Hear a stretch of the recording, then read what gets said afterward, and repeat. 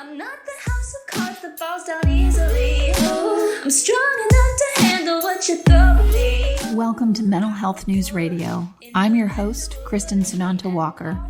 Just what are we going to discuss? The intimacy that is mental health. Let's continue to make it as comfortable as discussing brain health or heart health. This show has been on the air for several years, and we have amazing co-hosts. And then we created a network of podcasters on mentalhealthnewsradionetwork.com, a place where every possible facet of mental well-being can be talked about openly. My show, after several hundred interviews, the format is this: intimate, deep, funny, touching, sometimes uncomfortable, but always vulnerable conversations with interesting people. The goal is to have you, our listening family, many of you who have become my good friends, feel as though you are listening in on private conversations. Thank you for tuning in and becoming part of this amazing journey with me, and now with our network of podcasters. Just knowing this podcast might be helping any of you realize you are not alone on this journey called being a human being makes doing this podcast worth every second. After all, we promised we'd be cordial. Alexandra, thank you so much for coming on Mental Health News Radio. Oh, thank you so much for having me, Kristin. I'm so happy to be here with you. Yeah, me too. Me too. And now I really want to get into it about what you've created and why you did this. And also, I mean, we are still just, coming out of, whether it's a good idea or not, we're coming out of COVID quarantine because it's June 10th of 2020. And I'm wondering, as a CEO and founder of Patti and Ricky, which we will get into in a minute, how do you get everything done? Because every day I'm finding myself going, okay, I just have to stop because I can't. And everything is like important, amazing, wonderful stuff that should get done. But at some point I have to go, you need to go be with your horse or whatever. So how do you do it? Or how do you handle that? Yeah, it's, I have my good days and bad days. But when it comes to this strange and difficult time we're all dealing with COVID-19, it's been, I work from home usually, even before COVID. Something that's been really helpful for me was carving out, having routine and structure in my day, and which I always was kind of working on, even with just working at home normally.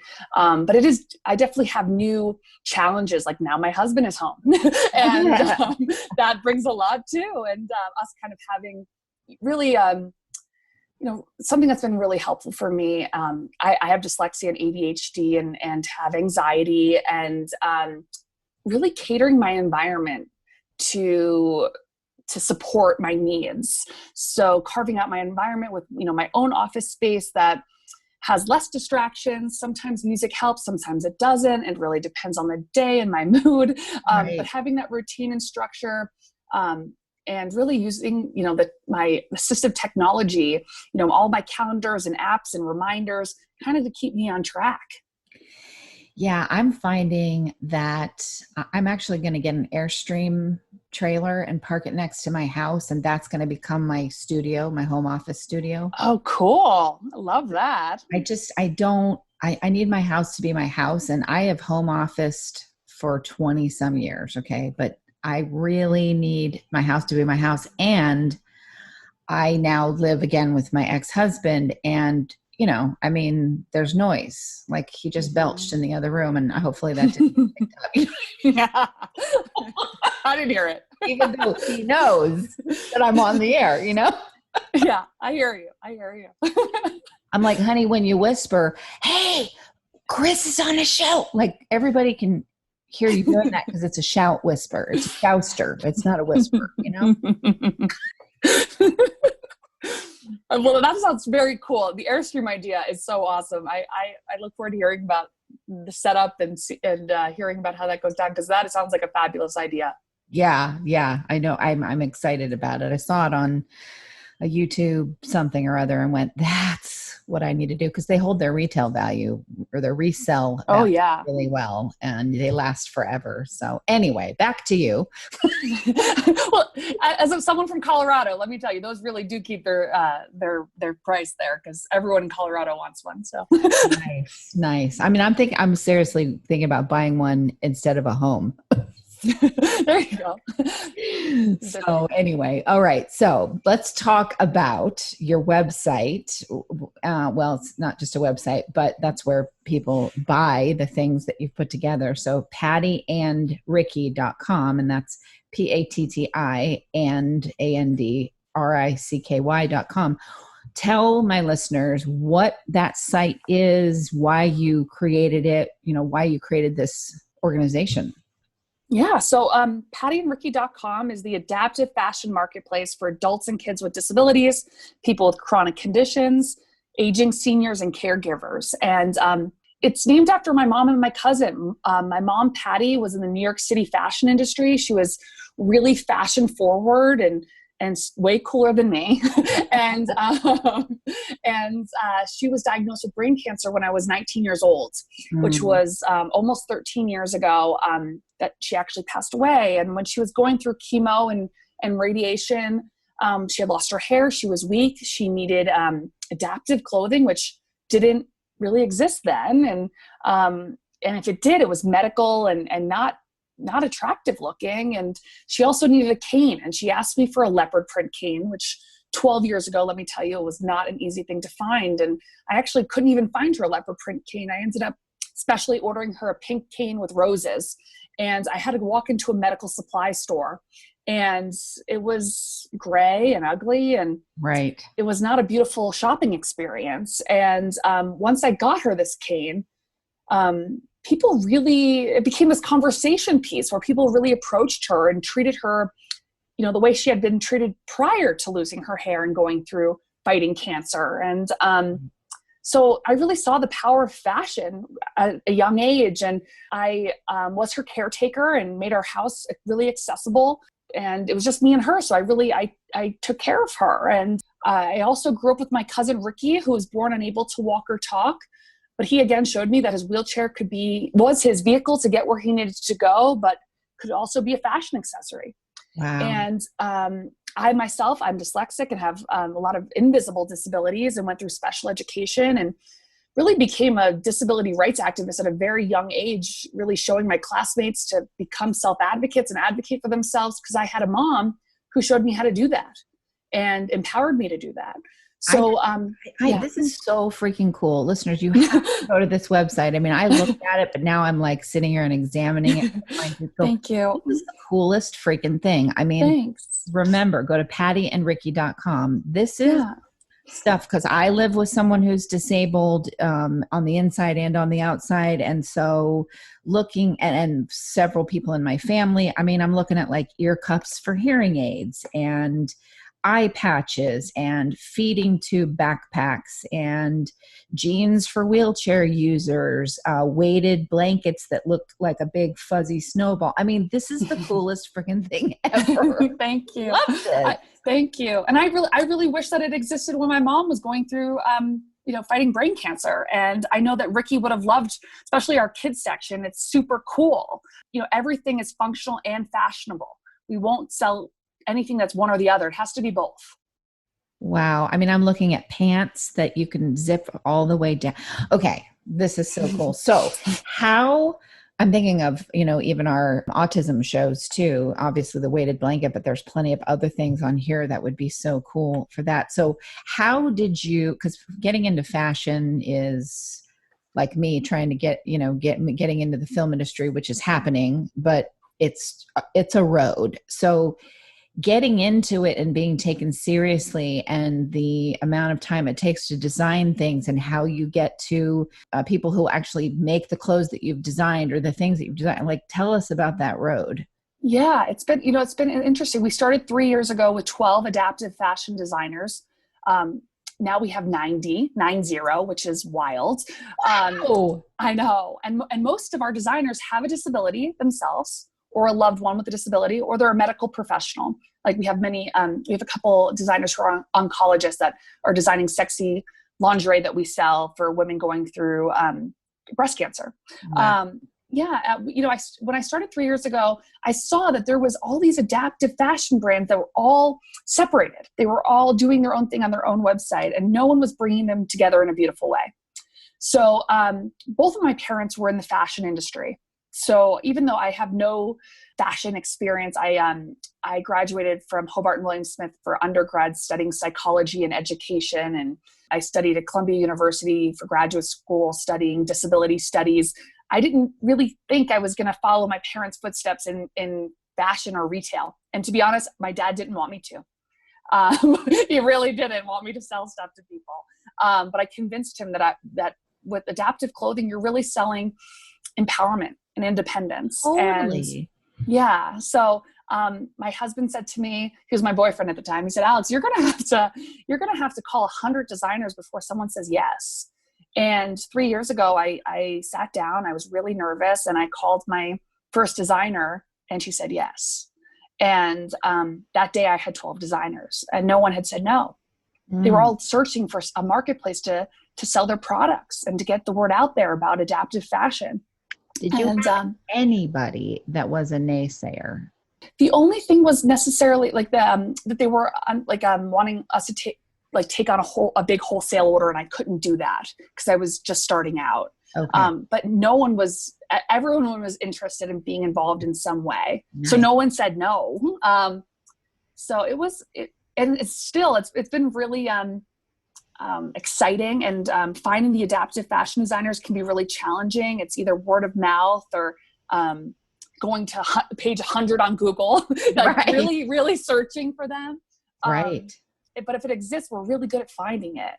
I mean, you are, because there's things like fidget rings and service animal things. I mean, there ways to dress up your rollator walker, which we have 2 of those. I mean, this is, I don't know, I'm trying to give listeners the scope of how cool this is. You have to go to the site, because then you're just like, oh, I didn't even realize. It takes it even out of people that might be like, oh, that's for disabilities, so we don't know anyone, or maybe it's a neighbor, but it doesn't apply to me. And then they don't think their anxiety that they have might make it so that there's something on this site, actually does make it so that there's something on the site that fits for them too, like a fidget spinner jewelry.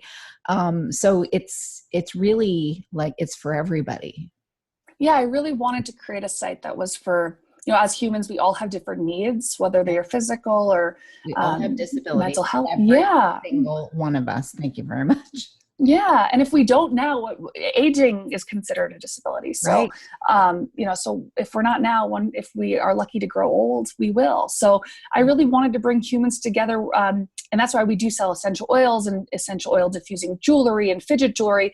Because as humans, we're all about categorizing.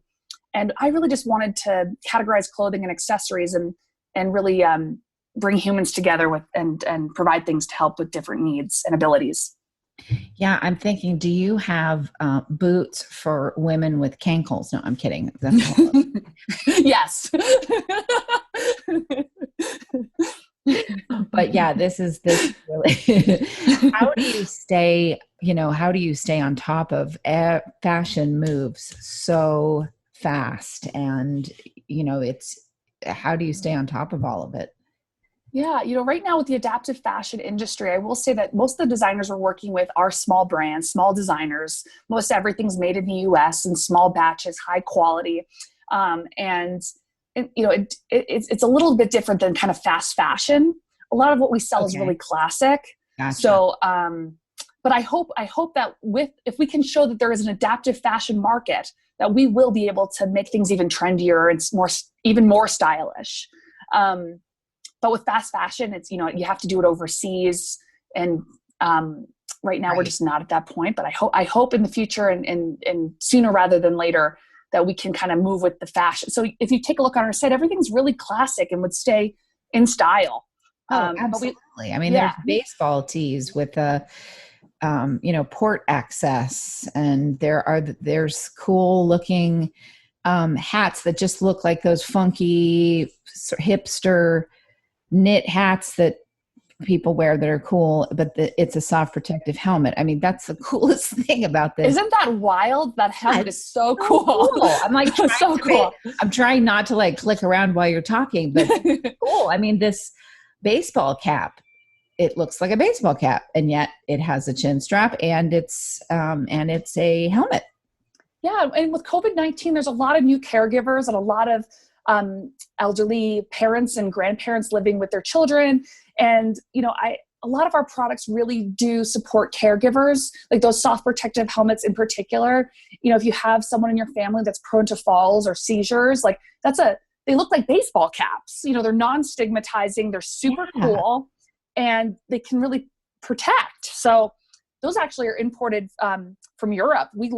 When I found those, I was like, oh man, I have to get my hands on these. We have to sell these because one day I want to wear one. They're really cool looking and stylish. I'm thinking, hey, when I ride my recumbent trike around the property, I'll put that on instead of my helmet that makes me sweat to death. Yeah. I mean, wow, this is so cool. I mean, you even have greeting cards that are in Braille.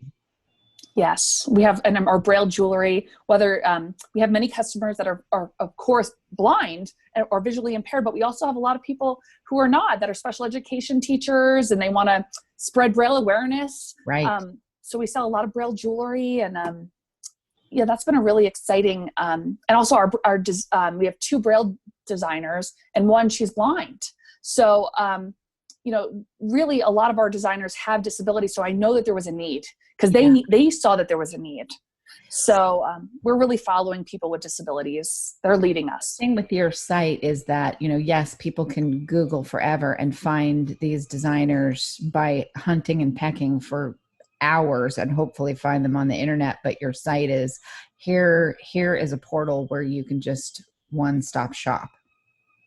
That's my game plan, is really to make it easy. You make it easy for everyone to find. And our designers, they love when they get an order through Patti and Ricky. So, it's been good. Good for you. Did you know you were going to be an entrepreneur when you were a kid? Oh, wow. That's a good, I thought I was going to maybe go into psychology. Like in college, I thought maybe I'd go into psychology or start a nonprofit. I never thought I would start a for-profit company and be moving forward with retail, but my parents really did show me, they were hustlers. They're really they worked really, really, really hard. So I knew whatever I was going to do, I was going to work really hard because it was just in my blood, and the conversations that happened in my home were, what's going to be the next color for fall? What is, good logos and good names and good slogans, and a lot of conversations about that. So I kind of just was, at dinner as a little kid listening. So I'm not surprised, but I didn't really foresee it now. Wow. So how has it been, for you going through COVID as an example? And obviously you're extremely empathic. No one that isn't empathic would be interested in doing what you've created. You'd have to have the sensitivity to do that. So what I'm finding is people that even though, might be that they work from home, the collective weight, the emotional weight that's going on all over the world definitely hits you a lot harder. And so to stay focused or change directions or do something new can be really difficult because of what's gone on with the virus. Mm-hmm. Yeah, it's been, so in early March when things kind of started, stay at home, I didn't know, I just paused for really 2 weeks as a company. I felt like it was wrong to be publicizing products. I didn't know how to go about it. I knew that people needed, I just didn't know how to even pivot. So I paused for 2 weeks. It was, we had customers calling us with all different types of disabilities saying, and I always talk to customers for like hours, so, I'm, saying, Alex, I'm worried, I'm worried about not getting a ventilator. Is my life not valuable? Right. And I'm like, what? It was just, I couldn't believe the conversations I was having. And I didn't know, I'm in this for disability rights. I'm in this for people to feel good and have functional clothing that allows them to be more independent, that can really be life-changing. So it is really tough. And I just tried to be supportive, and we kind of pivoted towards our social media, just being really supportive and being more uplifting, and activities that you could do at home to keep up your mental health. And Right. and then we just tried to pivot to what our customers were asking. So again, there was a lot of new caregivers. So we started, we sell a lot of clothing for people with like incontinence products. And Right. I so we saw just, the ostomy bag covers. I mean, yeah, they're we sell, so cool. 3-pack ostomy bag covers.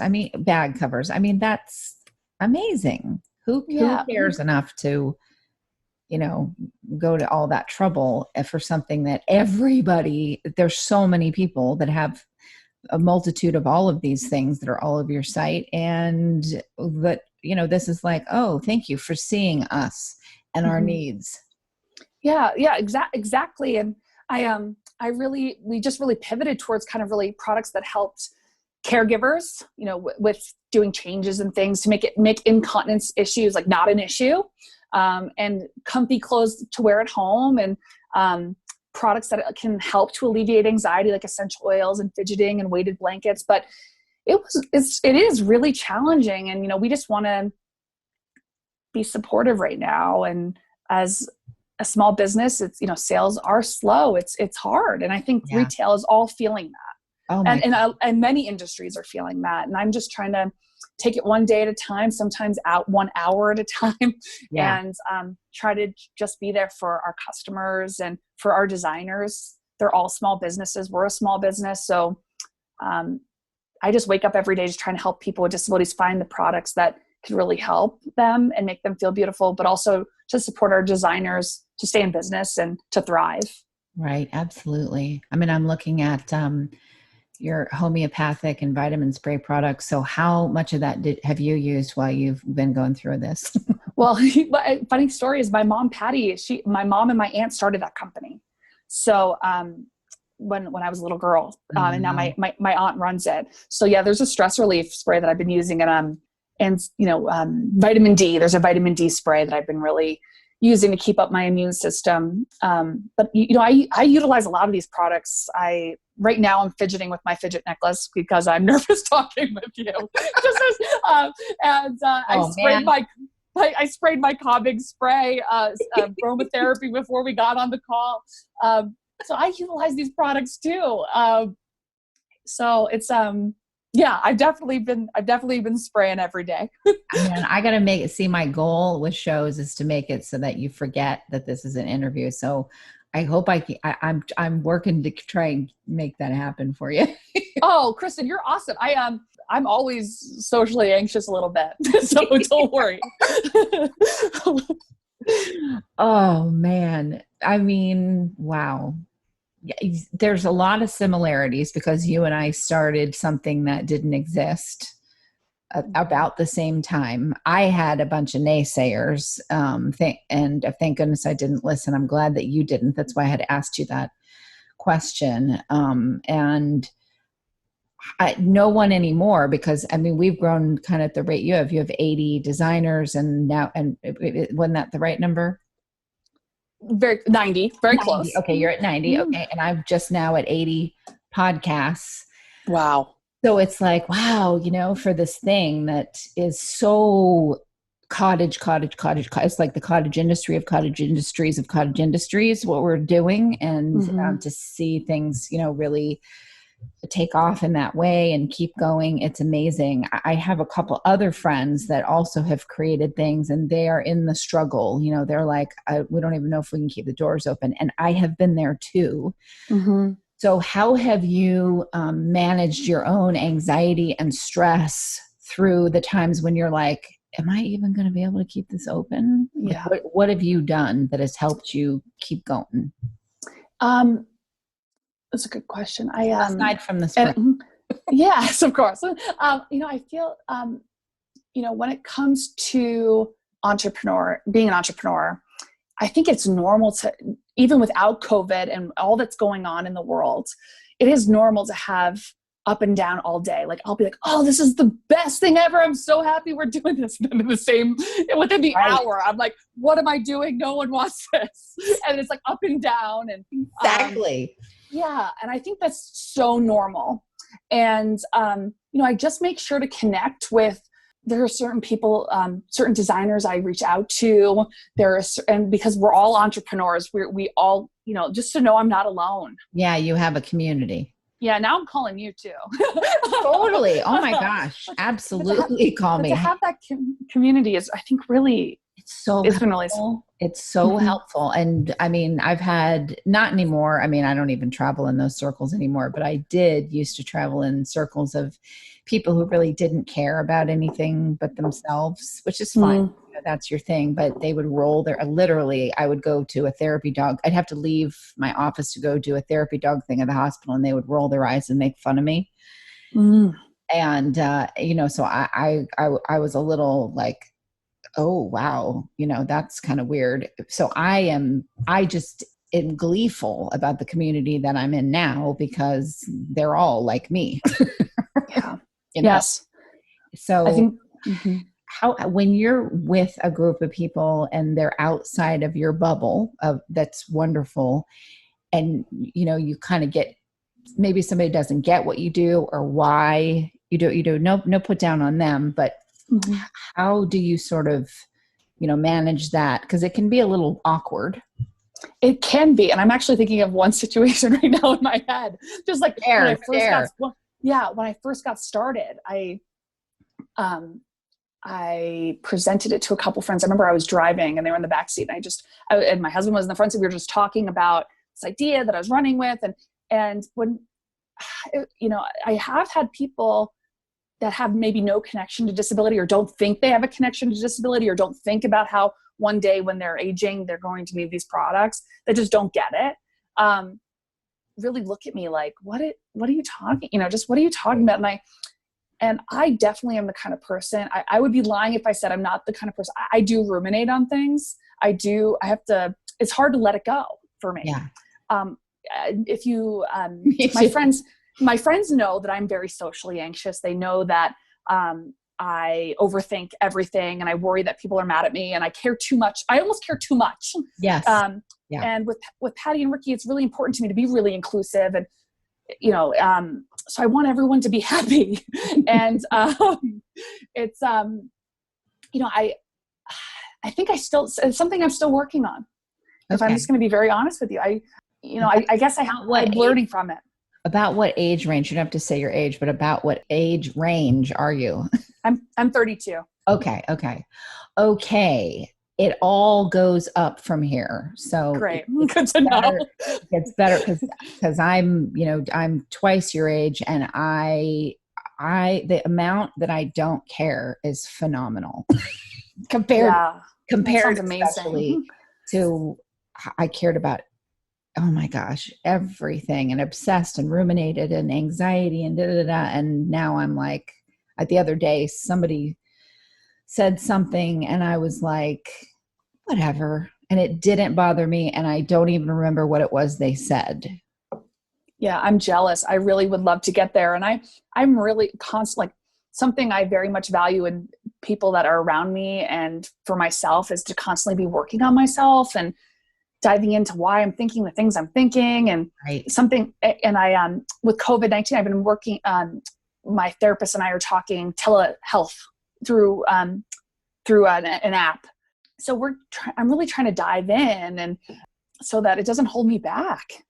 Yeah. I'll tell you what, though, you have all these superpowers that you don't necessarily think are superpowers, but you do. I can just tell from the couple times that we've had a conversation, all this stuff that you sort of think are challenges or impediments or whatever, those are all your superpowers. So the next 20 years, you're going to be finding out how much those are superpowers, and you'll change the dialogue in your head about it, which is really awesome.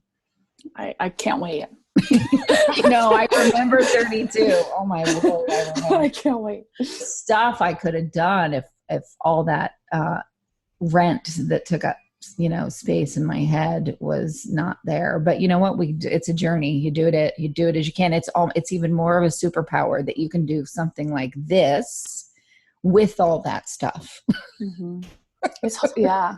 Well, thank you. I'm trying. I'm really trying, because I don't want to, I really want to push through it. Even if it's, keeping me up at night and the ruminating, like, I don't want it to hold me back.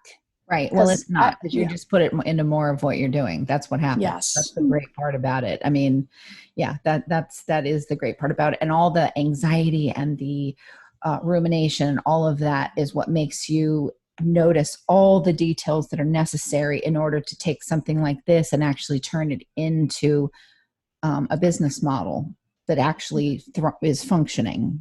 Mm-hmm.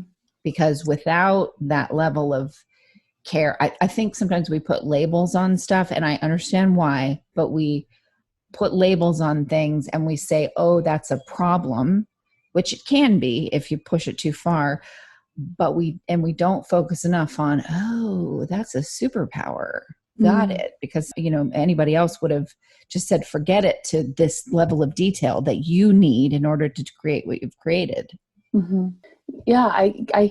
I think I cannot agree more. Even I've seen that a little bit just with my dyslexia and ADHD and like my experience in special education in school and, being a self-advocate and, I'm not a good reader or writer, but I can talk. So I use that ability, so that's how you connect. Clearly. Yes. I can do that too. Yeah. Talking for sure. So I look forward to seeing how even more of the other things that, seeing how I can grow and continue to change those into, even changing my thought processes, those into superpowers. I love that, Kristin. That's so awesome. Good.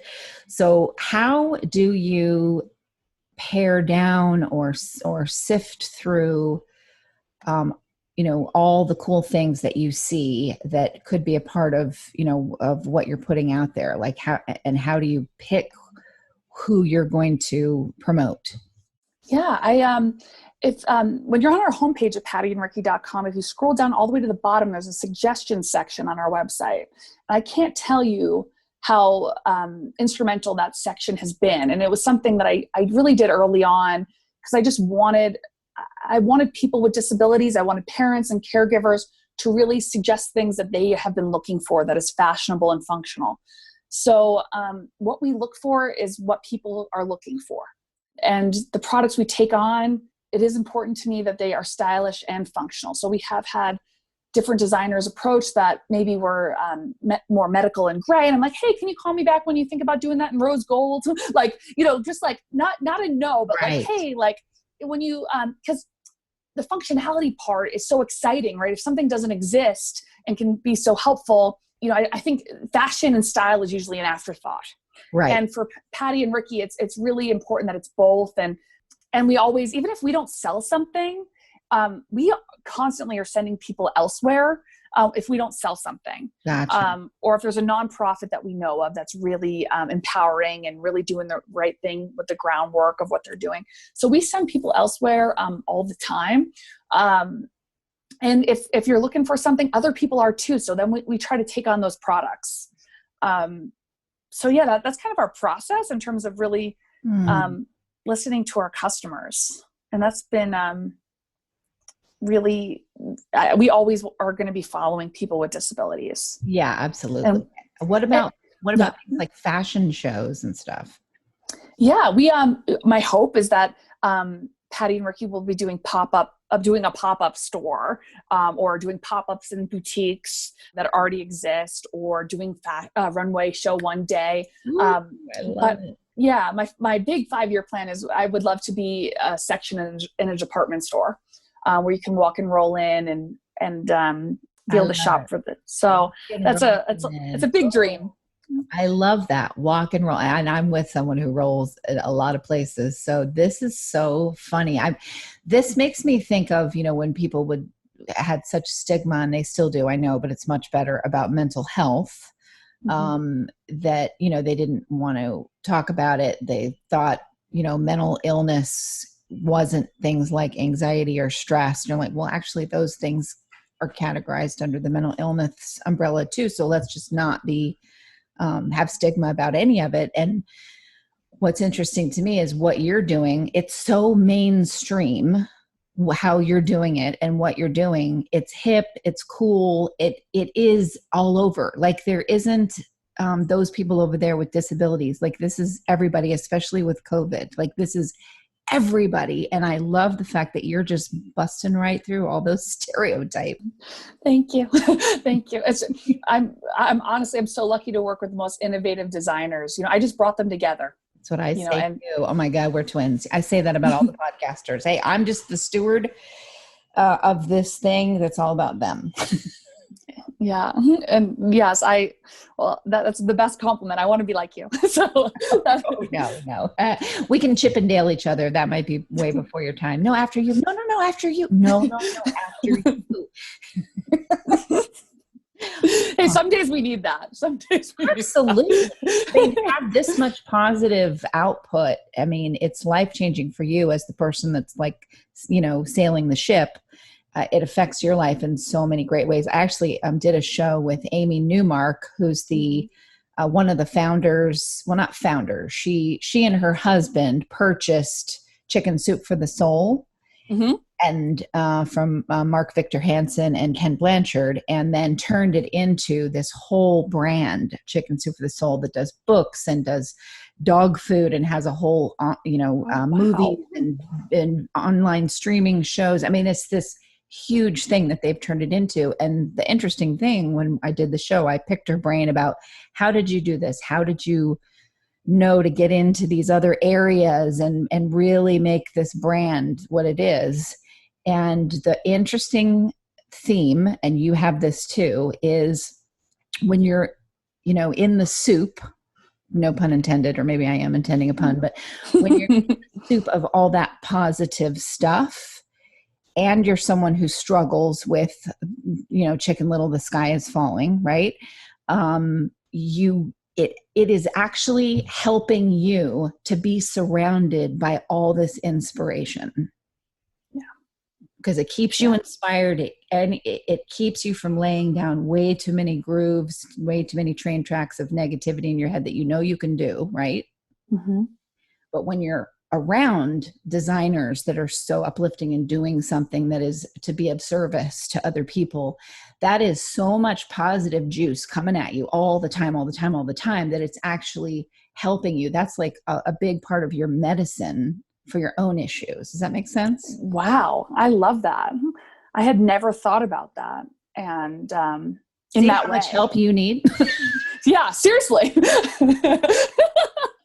I talk about myself, so that is not a no, I think that is such a cool way to look at it, because before I started Patti Ricky, I was in a really low place.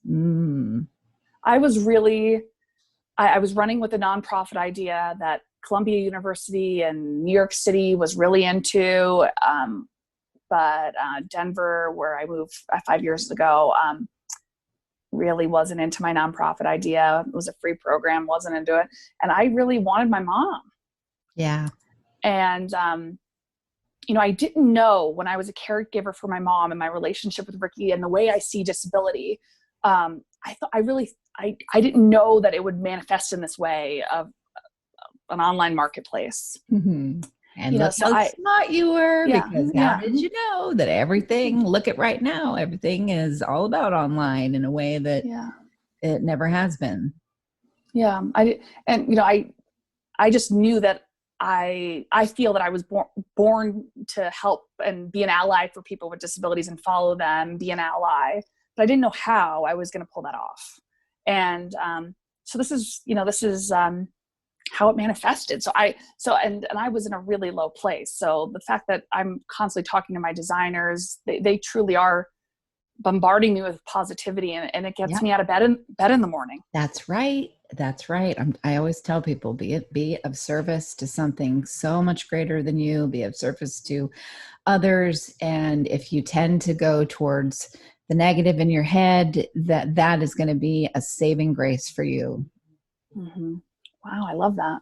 Well, okay. So I know I've said it many times because I want people to go shopping, but tell our listeners one more time where they can find out more about you and what you do.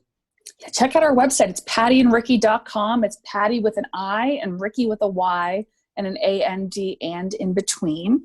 And feel free to reach out to us in any way of communication that works best for you. There's email and calling, and we will even Skype and text. So let us know. We want to always be accessible to our customers. Absolutely. Listeners, remember, it's Alexandra Herold. And Alexandra, thank you. I have a younger sister now. Please put me on your list of people to call. Struggling. I will be there for you. I promise. Thank you so much. That means so much. Thank you for having me. And listeners, thank you for tuning in to an episode that I hope makes you go shopping like right now on Mental Health News Radio. Hi, listeners. I'll make it quick. These are some really cool places that give discounts and other cool things for listeners of Mental Health News Radio Network. If you want to get amazing help with healing from narcissistic abuse, go to healfromanarcissist.com. If you want CBD products that are the best of the best, I use them myself, go to proze.com and use the code mentalhealth20, mentalhealth20. If you want to get daily perk ups that help retrain your brain to think more positively, go to perkupdaily.com. And also, just because this one's fun, snarkycandles.com. I guarantee you'll love them. Snarky with a Y, SNARKY, candles.com. And don't forget, if you want to hear all the shows on the network about first responders, you can go to firstrespondermentalhealthnetwork.com, and all of our shows that focus on narcissistic abuse, narcissisticabusehealingnetwork.com. Thanks for listening, and back to the show.